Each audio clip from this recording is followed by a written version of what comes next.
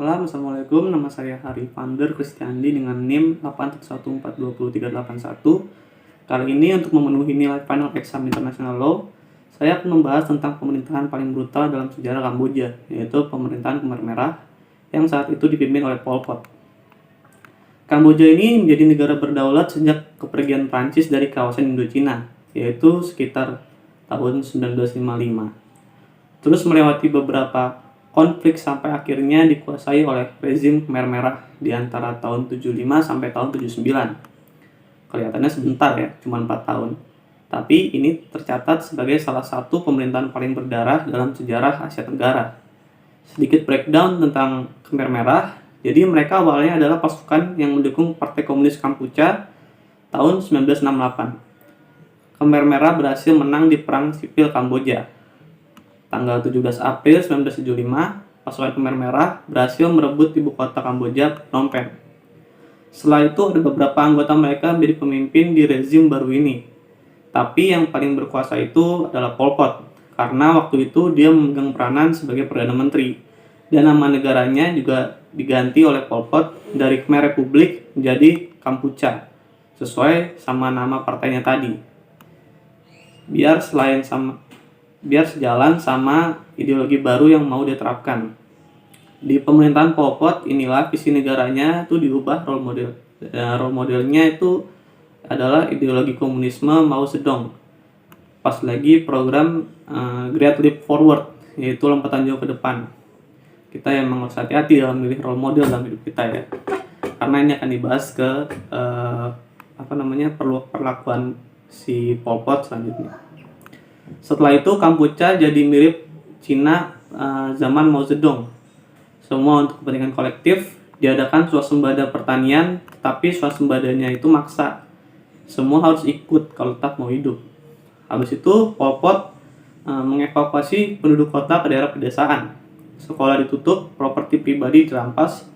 Pokoknya nggak boleh punya properti pribadi. Semua milik negara, nggak peduli tinggal di kota. Itu kerja apa, udah settle di kota mana, tapi semuanya itu harus pindah ke desa, buka lahan dan jadi petani, kecuali kalau punya kemampuan teknis yang khusus banget nih, dibawa lagi ke kota, disuruh kerja di pabrik. Nah, katanya dalam tahap ini itu genosida itu udah terjadi, jadi mereka itu melakukan long march atau pawai dari kota ke desa. Rombongan pawai ini di desa-desa pinggiran katanya mereka tuh sambil bunuhin anak kecil dan orang tua dan orang-orang yang sakit. Orang kota yang udah di desa pun belum tentu aman ya. Mereka itu di sana kerja, tapi katanya kerjanya tuh kayak disiksa. Kerja setiap hari dengan waktu istirahat dan makan yang dikit banget. Banyak banget yang meninggal karena kecapean atau kelaparan dan karena penyakit malaria yang waktu itu lagi booming banget di situ. Kerja aja bisa mati, apalagi kabur. Nah, kalau ketahuan kabur, udah pasti dieksekusi. Pelanggaran kecil aja itu bisa kelar hidupnya. Jadi misalnya melakukan pelanggaran nantinya bakal dipisah dari pekerja-pekerja yang lain, dibawa ke hutan atau sawah, terus ya udah nggak balik-balik lagi. Pokoknya selama pemerintahan Pol Pot ini, semua orang yang dianggap musuh negara pasti ditangkap atau dibunuh. Bayangin aja, di pemerintahan ini katanya ada lebih dari 150 penjara yang dibangun. Bahkan katanya tuh fungsi sekolah ada beberapa yang diganti jadi penjara. Sampai sini aja kan udah kelihatan banget ngaconya pemerintahan si Pol Pot itu. Thousands of corpses were found in these mass graves. Saking banyaknya korban jiwa di pemerintahan ini, Rebecca Joyce Frey dalam bukunya yang berjudul Genocide and International Justice itu menggolongkan korbannya itu menjadi 5 jenis. Yang pertama itu orang-orang yang berhubungan atau kenal langsung dengan pemerintahan sebelumnya. Jadi orang yang punya hubungan sama pemerintahan sebelumnya itu ketakutan karena takut dieksekusi akhirnya. Mereka mencoba buat menghilangkan bukti-bukti kayak membakar dokumen atau foto. Ada juga yang kayak keluarganya Krishna Rama. Ini mereka mengubur foto-foto mereka. Pokoknya segala cara dilakukan buat nggak ke-tracking hubungan mereka sama siapa aja gitu. Terus jenis kedua yang dibantai adalah kaum profesional dan intelektual. Orang-orang yang otaknya pinter, ya pokoknya waktu itu kalau berpendidikan tinggi, bisa bahasa asing, itu udah pasti dibunuh. sama pemerintahan Pol Pot. Kayak yang terjadi sama Krishna Rama yang keluarganya ngubur-ngubur foto tadi. Menurut anaknya, Krishna Rama ini akhirnya dieksekusi dengan alasan menjadi orang yang berpendidikan. Bingung kan? Kayak baru kali ini ada masa dimana semua orang pengen dianggap bodoh gitu. Ini yang akan dieksekusi termasuk seniman, pemusik, filmmaker, mungkin juga kreator-kreator lainnya gitu. Jenis ketiga adalah etnis minoritas yang tinggal di dataran tinggi sebelah timur.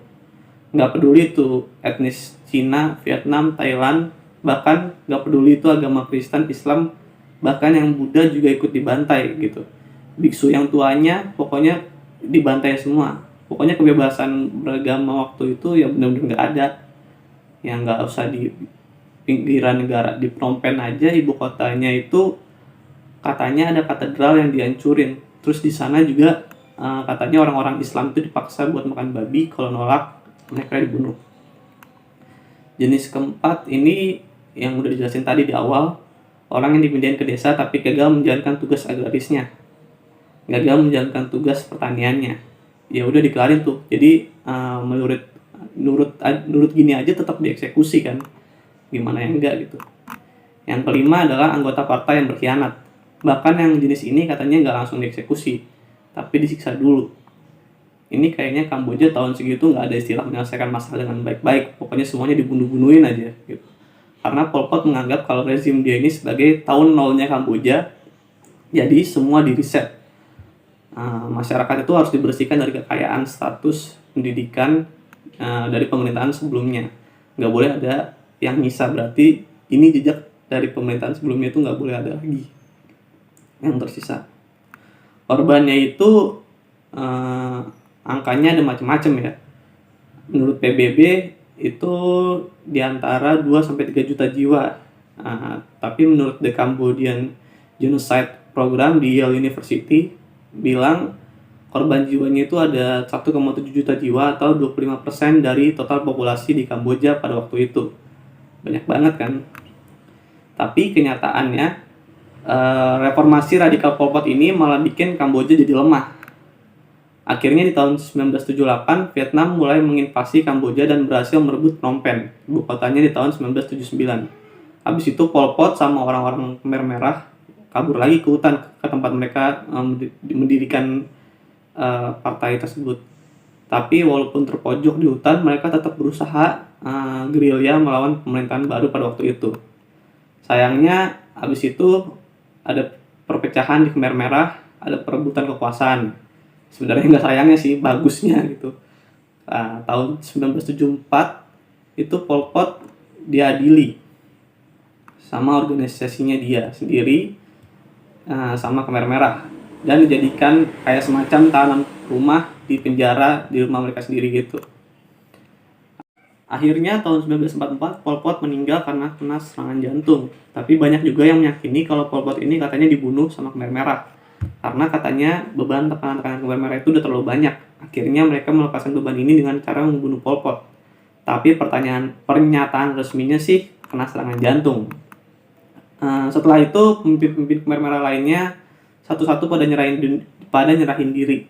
Ada yang dihukum seumur hidup, ada yang dihukum mati. Mereka juga menyampaikan permintaan maafnya atas genosida yang mereka lakukan dulu.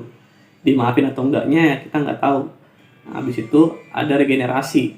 Udah nggak ada regenerasi lagi. Dan katanya habis itu Khmer Merah tuh udah nggak ada lagi sisanya. Demikian adalah penjelasan saya tentang kasus yang terjadi di Kamboja, pemerintahan yang kejam di Kamboja. Atas perhatiannya, terima kasih. May I be permitted to apologize to the survivors of the regime and also to the families of the victims whose loved ones died so brutally at S21.